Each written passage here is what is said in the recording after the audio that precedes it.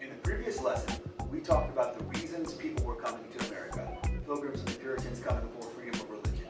We also talked about the colonies and how they were establishing their first forms of government. In today's lesson, we're going to talk about America declaring independence from Great Britain and establishing our first national government. Let's get started.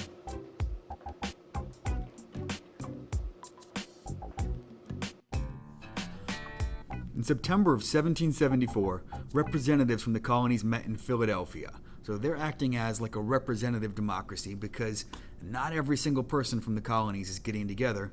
It's going to be just a few people representing a larger group of people.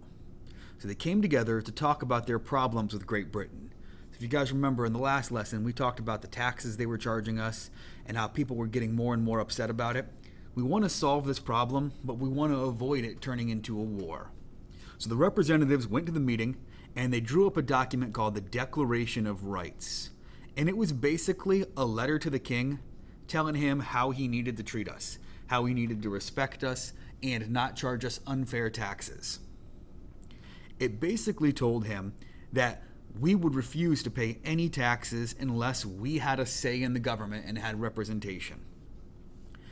They drew up this Declaration of Rights, and it was a petition. So a petition is something with multiple signatures. And the reason why you're going to have multiple signatures is to show that many people support this idea. So we sent this to the king, King George III, and asked him to stop doing everything wrong to us, to start treating us fairly. And they said, if you don't treat us fairly, we're going to have another meeting. Now, that's not a really good threat, because King George has a super powerful army, hasn't lost a war in a long time. He's incredibly powerful and has complete control. So when he gets this letter from a bunch of commoners telling him what to do, he laughs it off. He says, I'm not doing anything. The only thing he does is send even more soldiers to Boston and to the other colonies. So imagine, we're already tense. It's getting close to there being a fight, and he sends more soldiers there. So when this happens, we start getting ready because we can see that a war is coming, and we start getting our supplies ready to fight against the strongest army in the world. So the British troops and the colonists from Massachusetts ended up fighting each other in April of 1775. So now we realize the chance of this being solved peacefully is very low. So we need to have a plan if we want to defeat the British and avoid getting massacred. So we had a second meeting called the Second Continental Congress where they met in Philadelphia again, and this time all 13 colonies are not talking about peace, trying to squash this. They're talking about how can we survive this and win.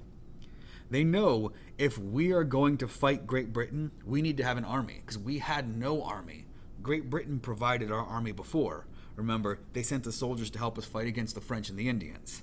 But they're not going to send soldiers to help us fight themselves. So we need to get our own army together, and they chose George Washington to be the leader of that army. Less than a year later, the Second Continental Congress decides to break all ties with Great Britain. We are going to declare ourselves a free and independent nation. But Thomas Jefferson is asked to write something called the Declaration of Independence. And independent means on your own. You don't need anybody. So we basically told Great Britain, we do not need you anymore. And they are going to be furious about this, because in their minds, they're like the mother to our country. They helped us come here. They've been taking care of us for a while. And we're basically walking out on them and refusing to remain being part of their country and be loyal to them. So once the Declaration of Independence is written, it's signed on July 4th, and that officially separates us from Great Britain. So we're separated from Great Britain, but we don't have any official government yet. We don't have a king, we don't have a president, but we have a loose set of rules called the Second Continental Congress. And it's basically just these representatives kind of winging it. They're trying to make decisions the best they can and figure it out as they go. The British people, many of them, don't even recognize this as being legitimate. They think that we are traitors, and they think that we're just a bunch of country bumpkins, and we're not going to be able to fight against this strong army.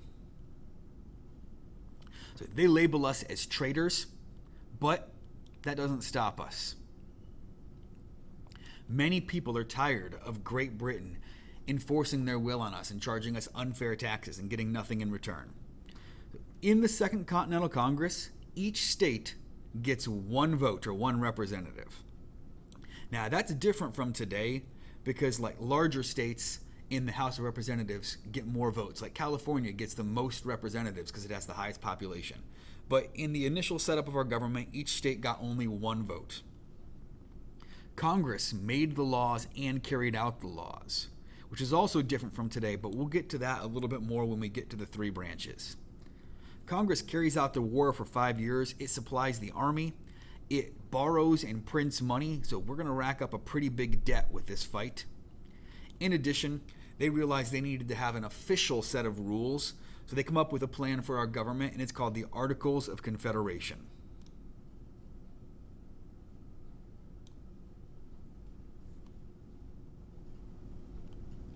Okay, so the last little bit. The Declaration of Independence is the main document behind the birth of the United States. It's kind of like the United States birth certificate. In the document's first part, Thomas Jefferson lists the reasons why we are separating from Great Britain. So that would be like sending Great Britain the breakup text saying why we can't be with them anymore. We wanted to be allowed to have our own government and our own rights. And this document said that all citizens have certain rights that the government cannot take away. Now, when it says all citizens, it doesn't really mean all citizens. It means pretty much the white upper class men. But that'll change as America grows. The most important rights are life, liberty, and the pursuit of happiness. And if the government denies anybody these rights, it's not really a valid government. Jefferson went on to re-explain the reasons why we're upset with King George and basically come up with 27 different reasons why we're ready to leave and no longer be loyal to the king.